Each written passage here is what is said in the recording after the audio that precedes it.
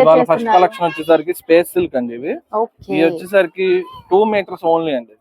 చాలా మంది ఫ్రాక్స్ కి లేదా చున్నీస్ కస్టమైజేషన్ కి అడిగారు, వాళ్ళ కోసం తెప్పించాము. ఫుల్ శారీస్ ఏమైనా కావాలంటే జిమిచూ ఫ్యాబ్రిక్ లో ఉన్నాయి, షాప్ వస్తే ఇస్తాము. ఇవి వచ్చేసరికి మీకు ఇదిగోండి, ఈ స్పేస్ సిల్క్ 2 మీటర్స్ ఓన్లీ.